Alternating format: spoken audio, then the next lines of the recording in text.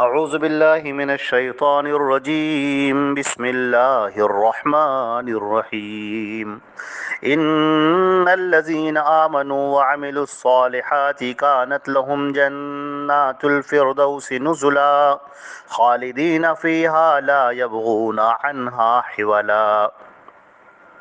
یہ سورۃ الکہف کی آیت نمبر 107 اور 108 یہ دو آپ کے سامنے تلاوت کی گئی ہیں، اور ترجمہ ان آیات کا یہ ہے کہ بے شک جو لوگ ایمان لائے اور انہوں نے اچھے کام کیے، یقیناً ان کے لیے الفردوس کے باغات کی مہمانی ہے، جہاں وہ ہمیشہ رہا کریں گے اور جس جگہ کو بدلنے کا کبھی بھی ان کا ارادہ نہ ہوگا۔ جو آیات اس سے پہلے چل رہی تھیں اس کے اندر اللہ رب العزت نے یہ بات بیان فرمائی تھی کہ دو طرح کے لوگ ہیں، ایک وہ ہیں جو اللہ کے فرما بردار ہیں، اور ایک وہ ہیں جو اللہ کے نافرمان ہیں۔ ایک وہ ہیں جن کو اللہ رب العزت نے جب طاقت دی، قوت دی، دولت دی، عہدہ اور منصب دیا تو انہوں نے اس کا غلط استعمال کیا، جس کی مثال اس میں دو باغ والوں کے قصے میں بیان کی گئی۔ اور کچھ وہ لوگ ہیں جن کو اللہ نے جب طاقت دی، قوت دی، دولت دی، منصب دیا تو انہوں نے اس کو نیکی کے کام میں لگایا اور وہ زندگی گزاری جو اللہ کی پسندیدہ ہے، جیسا کہ ذوالقرنین کے واقعے میں اس بات کی تفصیل گزر چکی ہے۔ تو یہ جو اللہ کے دو اللہ رب العزت کا جو پسندیدہ کردار ہے، ایک وہ جو دو باغوں والوں میں سے ایک باغ والا تھا، جس نے یہ بات کہی تھی کہ جب تم نے یہ طاقت اور قوت دیکھی تو اللہ کا شکر کیوں نہیں ادا کیا، یہ کیوں نہیں کہا کہ یہ سب اللہ کا دیا ہوا ہے، اور اللہ رب العزت کے لیے تمہاری زبان حمد و ثنا سے لبریز ہو جاتی، اور اللہ کے لیے حمد و ثنا کے کلمات نکلتے تمہاری زبان سے۔ اور دوسرا وہ کردار جس کو حضرت ذوالقرنین کے پیکر میں بیان کیا گیا، اللہ کو یہ محبوب کردار ہے، یہ پسندیدہ کردار ہے، نبیوں کا کردار۔ قرآن پاک کے اندر ہمیشہ دو کرداروں کا تذکرہ کیا گیا ہے، ایک وہ کردار جو اللہ کا نافرمان ہے، شیطان مردود، ابلیس، جس کے اندر ضد ہے، گھمنڈ ہے، غرور ہے، لوگوں کو بہکانا ہے، فساد پھیلانا ہے۔ پھر وہ کردار ہے جو اللہ کو سخت ناپسندیدہ ہے، جو دولت کے نشے میں، طاقت کے نشے میں آ جاتا ہے، غرور گھمنڈ کرتا ہے، جس کو اللہ نے دنیاوی طاقت سے نواز دیا تو وہ اس نے اپنے آپ پر گھمنڈ کرنا شروع کر دیا، اس کو ایسا لگا کہ یہ سب کچھ ہمارا دیا ہوا ہے، جیسے قارون ہے، فرعون ہے، ان سب کا کردار بیان کیا گیا۔ اسی طرح سے ان لوگوں کا کردار بیان کیا گیا جو بستی والے تھے، قوم سمود ہے، قوم عاد ہیں، قوم لوط ہیں، اصحاب ایکا ہیں، اصحاب ہجر، جو لوگ اللہ نے جن کو دولت دی، نعمتیں دیں، صحت دی، ہر طرح سے آرام اور آسائش دی، اور اس کے بعد وہ کفر اور شرک میں مبتلا ہوئے، اللہ کو یہ سخت ناپسند کردار ہے۔ تو کردار کی ایک تقسیم وہ ہے کہ جو بد کرداری ہے، بد عملی ہے،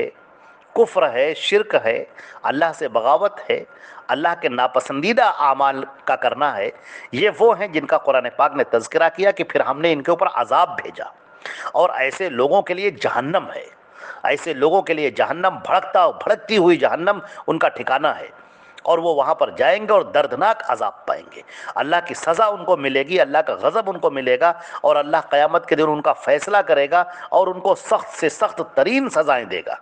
جو اس دنیا کے اندر جرم کرتے پھر رہے ہیں، جو اس دنیا کے اندر لوٹ اور کھسوٹ کر رہے ہیں، جو اس دنیا کے اندر دوسروں کا حق مار رہے ہیں، اور جو سب سے پہلے اللہ کے حق کو برباد کر رہے ہیں، کفر اور شرک میں مبتلا ہیں اور توحید کو سمجھنا ہی نہیں چاہتے، یہ وہ کردار ہے جس کو اللہ تعالیٰ نے سخت ناپسند کیا ہے، اور ایسوں کے لیے جہنم کی وعید سنائی ہے۔ دوسرا کردار وہ ہے کہ جب وہ غریب ہوتا ہے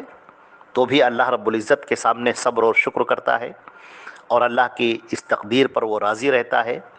اللہ کا بندہ بنتا ہے، اللہ کے سامنے شکر کے جذبات پیش کرتا ہے، ترانے گنگناتا ہے، جیسا کہ دو باغ والوں کے قصے میں سورہ کہف کے اندر ان کا تذکرہ کیا گیا جو بیچارہ غریب تھا۔ پھر ان لوگوں کا بھی تذکرہ ہے جن کو اللہ نے نوازا، دولت دی، طاقت دی، حضرت سلیمان، حضرت داؤد علیہ الصلوۃ والسلام، پھر حضرت ذوالقرنین، جس کا تذکرہ کیا گیا، جن کو طاقت بھی ملی، سلطنت ملی، بادشاہت ملی، دولت کی فراوانی ہو گئی، مال و دولت کی فراوانی ان کے لیے ہو گئی، اور انہوں نے اس کو نیک کاموں میں خرچہ کیا، وہ اللہ کے نیک بندے بنے، انہوں نے وہ زندگی گزاری جو اللہ پسند کرتا ہے، لوگوں کے کام آنا، لوگوں کی خیرخواہی کرنا، لوگوں کے لیے بھلائی کرنا، اللہ کی توحید پر قائم رہنا، اللہ کے ترانے اور اس کے شکر کے ترانے بلند کرنا۔ حضرت داؤد علیہ السلام کے مزامیر کا تذکرہ ہے، حضرت سلیمان کی دعاؤں کا تذکرہ ہے، حضرت ایوب کے صبر کا تذکرہ ہے۔ یہ وہ کردار ہے جو اللہ کو بہت پسندیدہ ہے۔ چنانچہ یہ جو اللہ کے نیک لوگ ہیں، جن کو اللہ کے اولیاء کہا جائے، جو نیک لوگ ہیں، صالح لوگ ہیں، اللہ رب العزت نے فرمایا کہ تم دنیا میں جو ہم نے تمہارے سامنے یہ دو کردار پیش کیے ہیں، ایک بد کردار ہے اور ایک عمدہ کردار ہے۔ ایک وہ ہے جو نبیوں کا کردار ہے،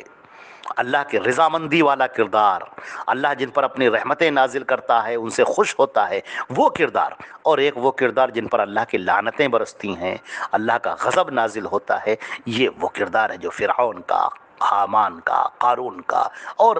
برے لوگوں کا ہے۔ چنانچہ تمہارے سامنے یہ دنیا کھول کر رکھ دی گئی ہے، اور تم کو تھوڑی مدت کے لیے اس دنیا میں بھیجا گیا ہے۔ ایک وقت آئے گا جب تمہاری روح تمہارے بدن سے کھینچ لی جائے گی، اور اب تم کچھ بھی حرکت کرنے کے لائق نہ رہو گے۔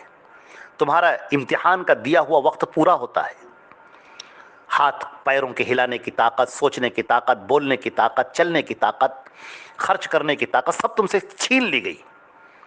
تمہیں دیا گیا تھا، یہ وقت تمہیں دیا گیا تھا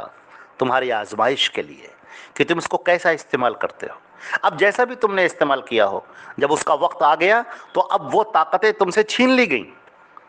اب تم ایک لاش بن کر زمین پر لیٹے ہوئے ہو، تمہارے امتحان کا وقت ختم ہو گیا۔ اب تمہیں ایک دوسری دنیا میں منتقل ہونا ہے، جسے عالم برزخ کہتے ہو، بینہم برزخ الی یوم یبعثون، قیامت تک کے لیے وہ ایک برزخ ہے، وہ آڑ ہے۔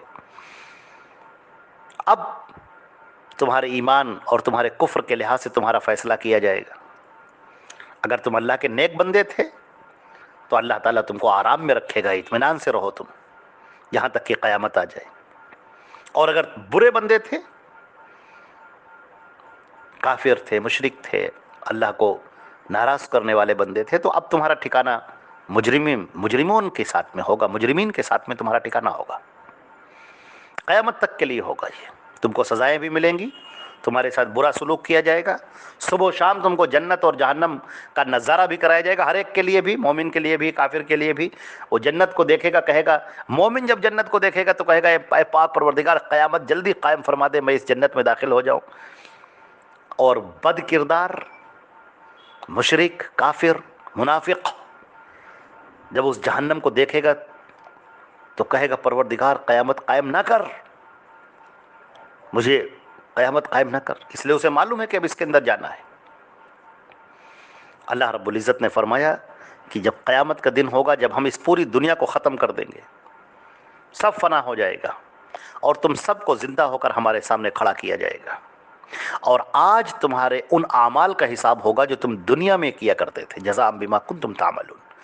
اب وہ حساب ہوگا جو تم دنیا میں کیا کرتے تھے۔ تمہاری جو زندگی جو تم کو دی گئی تھی، جو آزمائش کے لیے زندگی تھی، اس کو تم نے کیسے گزارا، نیکی میں یا بدی میں؟ اللہ کے احکام کے مطابق گزارا، اللہ نے جیسا کہا تھا، جو کمانڈ دیے تھے، جو حکم دیے تھے، اس کے مطابق تم نے زندگی گزاری، یا اس کے خلاف کر کے آئے ہو، اس کے قانون کو توڑ کر آئے ہو؟ اس کے نبی نے جو تم کو اللہ کے احکامات بتائے، اللہ کے قوانین بتائے، اللہ کی مرضی بتائی، اس کے خلاف کر کے آئے ہو، یا وہی کر کے آئے ہو جو اللہ نے کہا تھا کرنے کے لیے؟ تو اس سے پہلے کی جو آیات تھیں سورۃ الکہف کی، آیت نمبر 106 اور جو ذکر تھی، اور اس سے پہلے آیت نمبر 105 اور 104، یہ جو آیات تھیں جن کے اندر اللہ رب العزت نے بیان کیا تھا کہ ذالک جزاؤہم جہنم بما کفروا، کہ یہ وہ لوگ جنہوں نے روش کفر اختیار کی، کفر کا طریقہ اختیار کیا،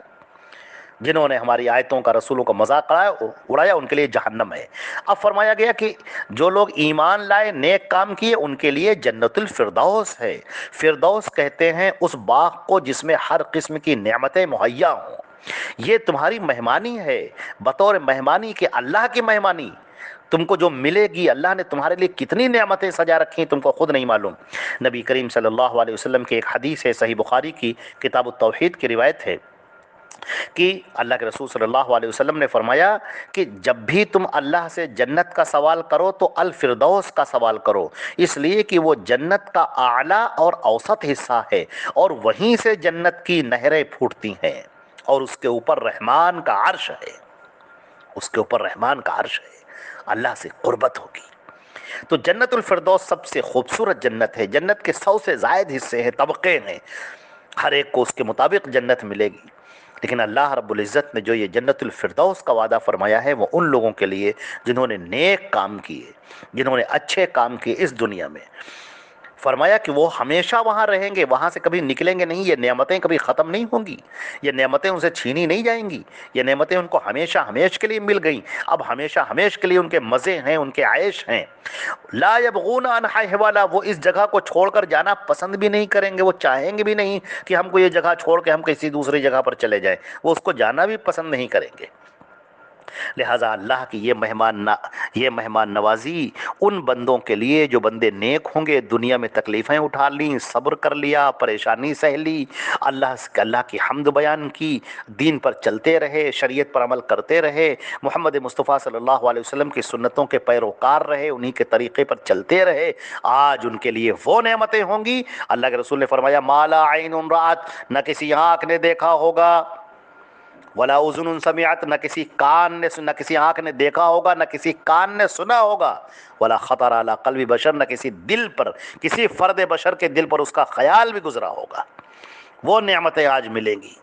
اللہ کی مہمان نوازی ہے، جس دنیا کی کوئی حیثیت نہیں ہے اللہ نے اس کو اتنا سجا دیا ہے، سنوار دیا ہے، تو وہ جنت جس کو اللہ نے خود تیار کیا ہے، اپنے بندوں کے مہمانی کے لیے تیار کیا ہے، اپنی شان کے مطابق تیار کیا ہے، اس جنت کا کیا عالم ہوگا، اس کی نعمتوں کا کیا عالم ہوگا، اور وہاں پر وہ ہمیشہ ہمیش کے لیے رہیں گے، اور سب سے بڑی نعمت وہاں پر وہ اللہ کا دیدار کریں گے، وہاں پر وہ اللہ کو دیکھیں گے۔ اللہ رب العزت ان سے فرمائے گا کہ تمہاری ایک نعمت ابھی ہم نے پوری نہیں کی۔ لوگ کہیں گے پروردگار کیا، ہر نعمت تو پوری ہو گئی۔ اللہ تعالیٰ فرمائیں گے کیا تم مجھے دیکھنا نہیں چاہتے؟ دنیا میں بغیر دیکھے میری باتیں مانتے تھے، میری عبادت کرتے تھے، کیا تم مجھے دیکھنا نہیں چاہتے؟